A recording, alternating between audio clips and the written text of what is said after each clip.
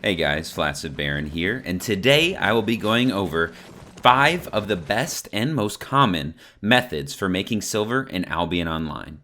Starting off at number 5 is Hardcore Expeditions. Hardcore Expeditions, or HCE for short, used to be the best way to make silver, and one of the best faming methods in the game, while also being completely safe. It has recently been nerfed by a decent amount, but it is still easily in the top 5 moneymakers in the game. To do HCEs, you will need a group of 5 players and a map.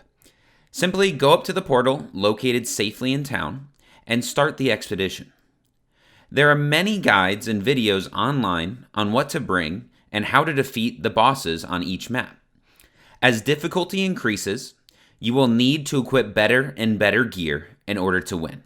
Like I said earlier, it is also a good way to earn fame. So if you want fame and silver, this is a really good method for you. You can find some more guides on hardcore expeditions in the description below. I've linked some from some other content creators in Albion.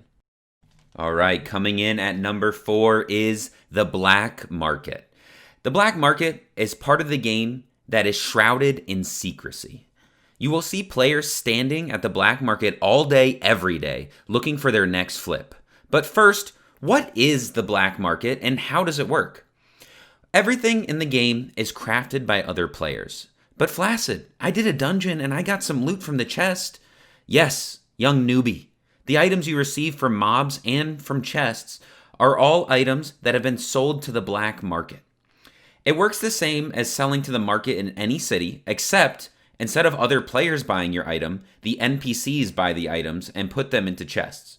You can create sell orders or just quick sell your items. The only difference is the black market is only in Caerleon and prices aren't set by other players. But instead, the prices on the black market fluctuate based on how many the black market wants to buy and how much the black market is willing to pay for that specific item. So in general, the higher tier items are going to cost more.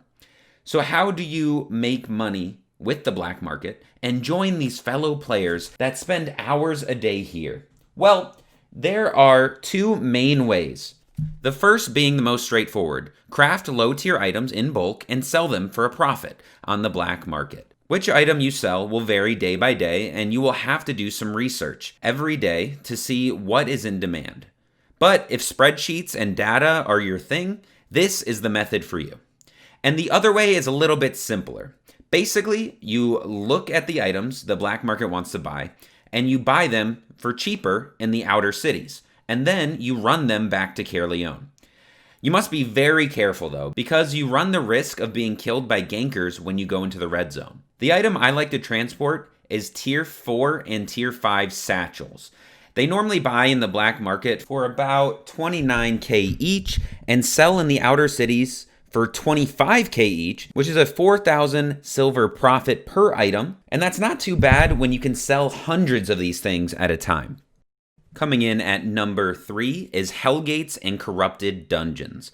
This is the most PvP focused moneymaker on this list. So if that's what brings you to this game, this is the method for you. Hellgates, specifically 2v2s, are how I have made the majority of my silver in this game. 2v2s can be very good for loot if you get lucky in the final chest, but most of the time the silver is going to come from the loot you earn from defeating your opponents. 5v5 Hellgates are decent for loot, but mostly people run them for fame with a touch of loot in there. And Corrupted Dungeons are by far the most consistent for making silver. The more you play, the better the loot you get because of the infamy system. Also, when you get comfortable with your build and with PvP, you can move up to Slayer difficulty. In Slayer, you get better loot from the NPCs, but not only that, but you will be facing people that are wearing very expensive gear, sometimes tier 8.2 or tier 8.3. And with the right build and some skill, you should be able to beat some of these guys, these juicy boys, and eventually get some fat loot and a ton of PvP fame. You can watch my video on the current meta builds here. Coming in at number 2 is faction transports. And this next method is transporting faction hearts from one city to another. This is done by going to the faction leader in their city.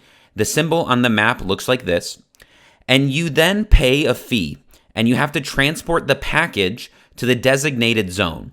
But be careful though, because you have to faction flag, which means you can be ganked even in blue or yellow zones. This method is better with a group. Just like a herd of wildebeests, there is protection in numbers. I have oftentimes seen groups of 30 plus traveling together transporting faction hearts. And if you don't have a guild or a group of friends to go with, I'm sure there are Discord groups you can use, but if you don't want to do all of that, you can honestly just wait outside of a city and just go with a group that's leaving. Almost every city consistently and constantly has groups going that you can tag along with. But the two I have seen that have the most activity are Martlock and Limhurst, so I would check there first. Once you get to the designated zone, you simply turn in the package and then return to the city that you started in. Once you get back, you can now sell your newly acquired hearts for huge profit. Each heart is about 65 to 70k, depending on which city you're in, and a 3 crate run will net you about 800k to 1 mil in profit.